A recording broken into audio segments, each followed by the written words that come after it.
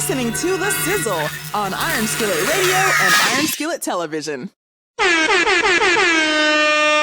Welcome back to The Sizzle, presented by Iron Skillet Sports. I'm Rich Sizzle, and hey, we're in week 2 NFL action.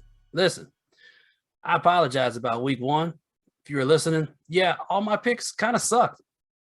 I'll be the first to admit, hey, when you're right, you're right, and when you're wrong, you're wrong. I was wrong pretty much every pick I got. I wasn't the only one. But guess what? I was so bad that I just had to ball up everything that I did week 1. Start anew for week 2. So instead of going 5-5, I'm gonna hit you with my lab. My lab stands for your locks, the advantages, and your boom or bust. I'm gonna break down 3 players from each position that I feel like is gonna do what they need to do as far as a lock, playing for the advantages, and your boom or bust. Kind of self-explanatory. We'll go into that. First, let's talk about some injuries that are going to be relevant. May not have been too relevant, but we'll go into that. First, Jerry Judy, he's out. Played for Denver. Top wide receiver guy. No, wasn't your first round pick, but guess what? Opens up the lanes for some other players, which I'll get into. Raheem Mostert, he's done for the year. Unfortunate. San Francisco was supposed to be the guy out there, but you know that system is always kind of a this guy here, hot hand kind of situation. But there was a beneficiary. Tell you about him a little bit later. Then you have the surprising Josh Jacobs from Las Vegas. He's out. You already know what that means. That means Kenyon Drake, somebody that you stashed in the late rounds as far as bench players, he's going to play and he's going to start. Unfortunately, he's going to have to go up against Pittsburgh, a pretty good defense, but should be low maintenance for you. So without further ado, go into my locks, my advantages, and boom or bust for the QB position. So first off, lock is Kyler Murray, Arizona. Come on, that should be pretty easy one. He did fairly well last week, very good last week. Against a defense that he wasn't supposed to do good in.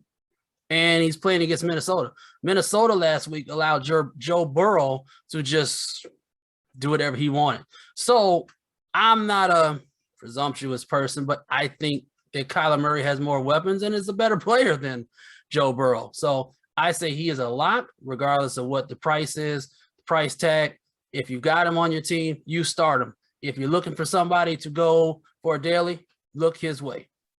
The advantages, obviously, you've got 2 quarterbacks that are in good advantage plays, Russell Wilson and Tom Brady. Of course, we're going to talk about Tom Brady. Who are they playing? Atlanta. Hot Atlanta might be a hot mess when you're talking about Tom Brady. He's got way too many weapons to throw with. I mean, he even resurrected Antonio Brown for some reason, and he's looking like the Antonio Brown from last week. He's a good lock. Russell Wilson, hey, listen, I said it before, I'm going to say it again. Those first couple of weeks when everybody's healthy in Seattle, Russell Wilson shines, and he's going to shine again. He plays Tennessee. I don't see why he shouldn't be doing pretty good as well. My boomer bust, I'm going to go with Jalen Hurts. They play San Francisco.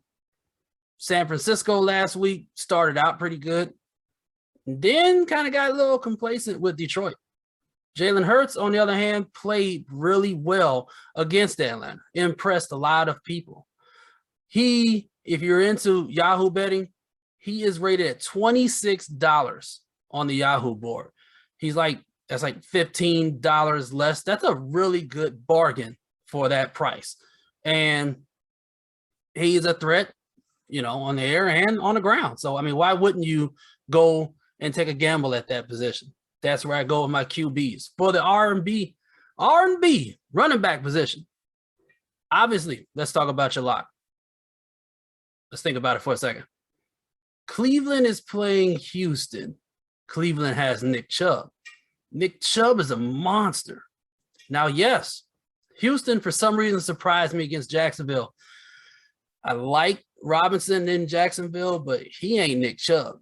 Nick Chubb is, he's a real deal. I don't see that Houston defense lasting long against anybody with Cleveland, but Chubb is your guy. He is a lock. Let's look at your advantage plays. I featured him last week. I'm going to feature him this week for some reason.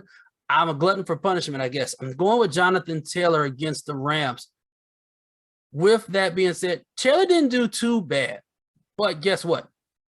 You're playing against the Rams, a good defense. But who ran for 100 yards last week against the Rams? Your boy over in Chicago. Absolutely. Who do you think is a better running back? I think Jonathan Taylor is. At least pound for pound, he's a lot more forceful. So I think you'll have another good showing. Even if that game starts getting out of hand, the Colts are still going to have some kind of running game. So for my boomer bust, I'm going to go back to Eli Mitchell. I mean, he's a value in all parts. Starting Monday or Tuesday, he was available in over 90% of the leagues. There's no reason why he shouldn't get the bulk of carries in San Francisco against Philadelphia. That game is still rated. If you look at the spreadsheets, there's only a 3-point difference in him. He's going to get the ball. He's a good person. He actually might be a little more than boomer bust. And my secondary person, surprised he's got to throw somebody in there, Melvin Gordon. Melvin Gordon, he is in a system where they're splitting the carries, but Melvin Gordon is the more seasoned, and I feel like the better option. He might break off a high volume like he did last week. And they're playing against Jacksonville. Jacksonville's not impressing me at all. Jacksonville stinks. Why wouldn't you go with somebody on the ground? They're going to be running the ball eventually, run the clock out. And Melvin Gordon's good for that.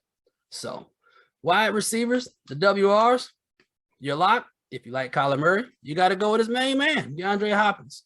This is kind of self-explanatory. Again, Jamar Chase looked like Julio Jones of the past against against Minnesota. This week, DeAndre Hopkins, yeah. You might be looking at a 150-yard, 2-touchdown kind of event.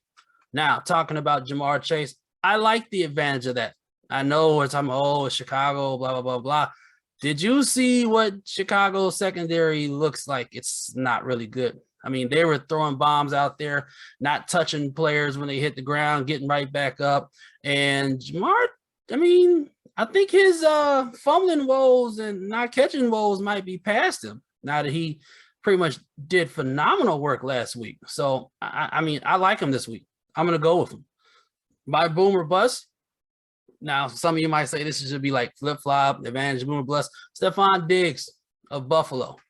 Reason I say he's a boomer bust, he did not have a good showing last week. I can guarantee you they're going to be looking to seek out some kind of retribution on the next team. That next lowly team is the Dolphins. But guess what? He's going to have Xavier Howard shadowing him in that game. He's not a bum. Is Stephon Diggs better? I think so. But does that mean he's got some competition at the position? Absolutely. So that's why he's at my boomer bust position. In the tight end position, let's be for real. Your lock has to be Travis Kelce, right? Yeah, of course. Why? Let's look at last week. Darren Waller played against Baltimore. Darren Waller got more targets than, I think, target franchises across America. It was ridiculous. And had Darren Waller caught the pass he was supposed to catch, he'd probably had about 300 yards that game. Travis Kelce is a lot better than Darren Waller, in my opinion. Why wouldn't they go to the same kind of play call in Kansas City? They're not stupid. They're going to go with the same thing. If you're going to let the wide open field go or a good easy 20 passes, which is Kelce's bread and butter, they're going to keep doing that. Of course. Now, my advantage pick is Noah Fant. Noah Fant from Denver. Some of you may know him, some of you may not know. But when Jerry Judy went down, Noah Fant became the lead target person in Denver. It's not going to change anytime soon. So he's going to be your guy. And then again, he's playing against Jacksonville. It's Jacksonville. Come on, run the numbers. Speaking of Darren Waller, I mean, like I said, he is your focal point in Las Vegas with the passing game. However, he's playing against Pittsburgh, and they're no slouches. They're no bums.